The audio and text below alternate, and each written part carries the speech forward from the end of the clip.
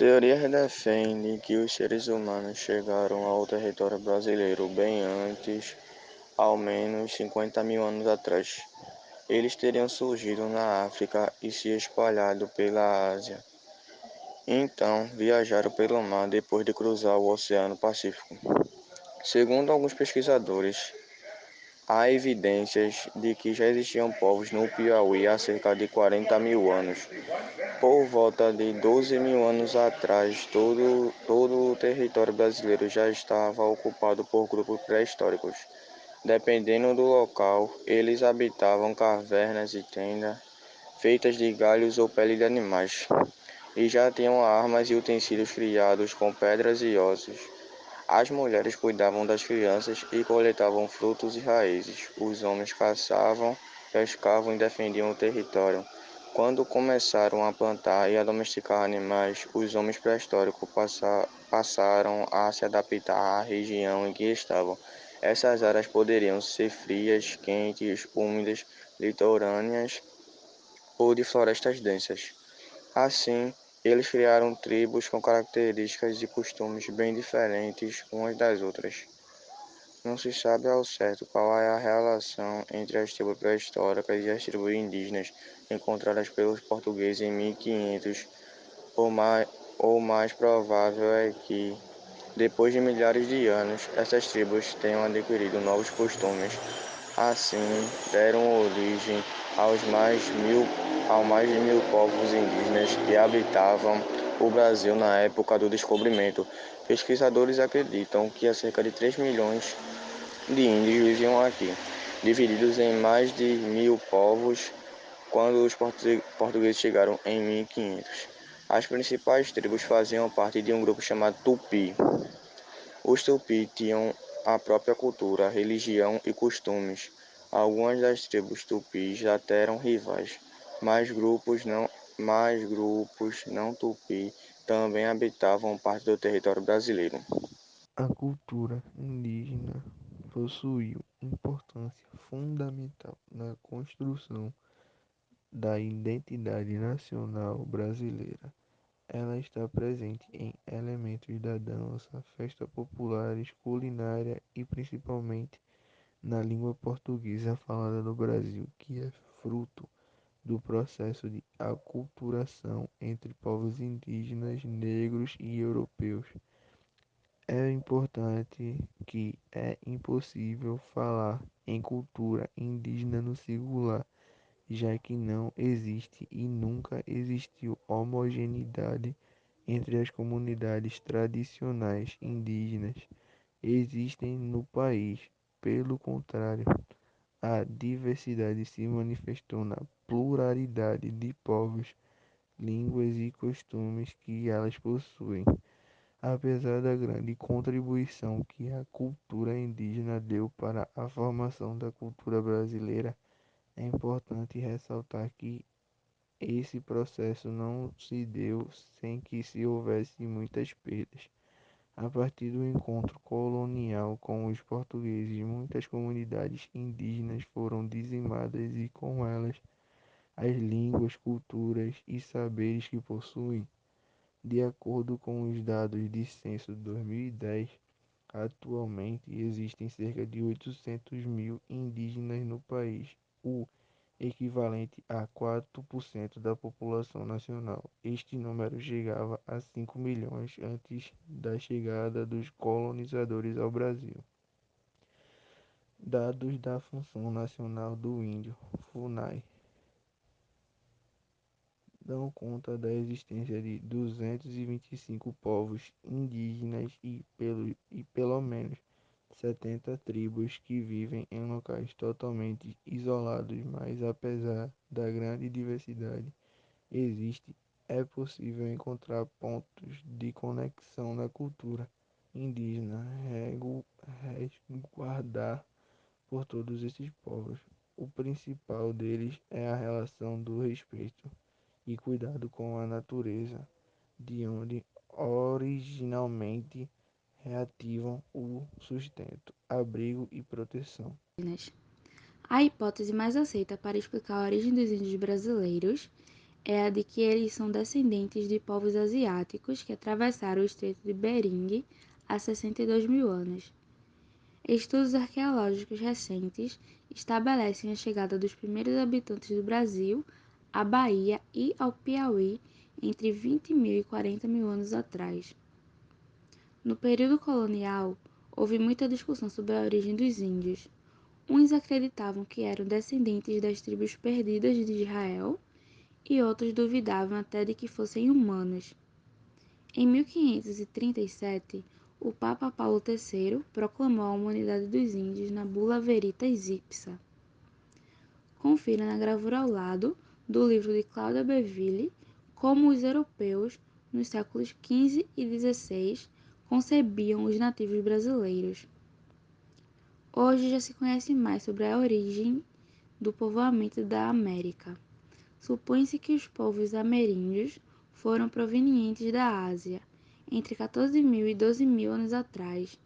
Teriam chegado por via terrestre através de um subcontinente chamado Beringia, localizado na região do Estreito de Bering, no extremo nordeste da Ásia. Impossível saber com certeza quantos índios habitavam o país quando Pedro Álvares Cabral aportou no sul da Bahia. As estimativas variam de 3,5 milhões a 8 milhões, mas o número mais aceito é 5 milhões. A alimentação dos povos indígenas provém basicamente dessas atividades: pesca, caça, coleta e agricultura. A coleta é normalmente tarefa feminina. Dentre os itens coletados há nozes, raízes, frutas silvestres e mel. Aves, macacos, antas, porcos do mato, capivaras e tatus são exemplos de animais caçados, seja por armadilhas, arabatanas ou arco e flecha. Para conservar a carne, os índios usavam a técnica de moquém, que consiste na instalação de uma estrutura de madeira sobre a fogueira. A carne moqueada ou defumada é usada em diferentes receitas. Dentre os itens tradicionalmente cultivados pelos índios, podemos destacar a mandioca e o milho. Para muitas tribos, a mandioca é a base da alimentação. Entre os índios Tembé do Pará, a carne moqueada é desfiada e misturada com farinha de mandioca para o preparo dos bolinhos. Entre os índios Apoiná, que vivem no Vale do Rio Purus, no Amazonas, o progresso de cultivo do preparo da mandioca é longo e envolve toda a comunidade. O terreno é preparado pelos homens e a lavagem das raízes é uma tarefa feminina. Com a mandioca, os Apoiná fazem um beijinho de farinha e uma bebida fermentada chamada caçu. Em geral, existe uma divisão sexual do trabalho. Mulheres realizam a coleta e cuidam da roça e os homens caçam. A caça pode ser feita individualmente ou em grupo. Quando saem para caçar, os homens podem passar os dias acampando no meio da mata. Entre os índios Yanomami, as mulheres cuidam da agricultura e da coleta, e os homens caçam. 80% dos alimentos consumidos pelos povos Yanomami vêm das atividades agrícolas. Os caipó, que vivem entre o Mato Grosso e o Pará, também dão muita importância à agricultura, mantendo grandes áreas de cultivo comandadas por verdadeiros espécimes no assunto. Apesar dessa divisão de trabalho, há algumas exceções. Algumas atividades relacionadas à agricultura são masculinas e a limpeza do mato e a preparação do terreno, por exemplo, está presente na essência do povo brasileiro, sendo um dos pilares para a cultura do país. Cultura que é resultado da mistura de vários grupos, dentre eles o povo indígena, os primeiros habitantes do território nacional. Atualmente existe cerca de 300 etnias indígenas no Brasil, cada uma com comportamentos e costumes diferentes. Entretanto, existem várias características comuns encontradas em diversas tribos. Desta forma, cerâmica, pintura corporal, cestagem e plumagem é resultado em uma arte tradicional compartilhada à arte indígena. Vale lembrar que a utilização de partes de animais no artesanato é exclusivo do povo da floresta, mas a sua comercialização é proibida. Além disso, é preocupante e constante a expressão artística do povo indígena, vem sendo destruído rapidamente, assim como sua própria população. As mulheres que pintam os corpos e os desenhos têm valor simbólico, retratando um momento ou um sentimento. A cerâmica é produzida principalmente pelas mulheres que criam recipientes, bem como esculturas, para torná-las mais bonitas, costuma usar a pintura como padrões gráficos próprios. Na maior parte, os homens que desenvolvem a arte plumária. Essa arte passa por um ritual. Primeiro, a caça passa pelo tingimento, chamado de temperagem, pelo corte na forma desejada e, por fim, a amarração. Na maior parte, os homens que desenvolvem a arte plumária. Essa arte passa por um ritual. Primeiro, a caça passa pelo tingimento, chamado de temperagem, pelo corte na forma desejada e, por fim, a amarração. A pintura corporal é usada em certos rituais, de acordo com o gênero, a idade indicada, os grupos sociais ou a função de cada indivíduo no tribo, muitas vezes estão associadas a rituais onde ocorrem danças indígenas. As máscaras indígenas apresentam um simbolismo sobrenatural. Elas são feitas de casca de árvore ou outros materiais, como palha e cabaça, e pode ser enfeitada com plumagem. A máscara é grande, feita com palhas compridas, que chega a cobrir o corpo todo. A máscara de cerâmica é exclusiva dos índios da etnia Métis. As plumas são usadas em rituais e colocadas diferente no próprio corpo. Serve também para ornamentar a máscara, colar, bracelete, brinco, pulseira. Assim como a pintura corporal, a arte plumária serve também para indicar os grupos sociais. Diz a lenda que a máscara indígena geralmente representa entidades que conflitavam com os índios no passado deste mundo. As festas e danças são feitas para alegrar e acalmar essas entidades.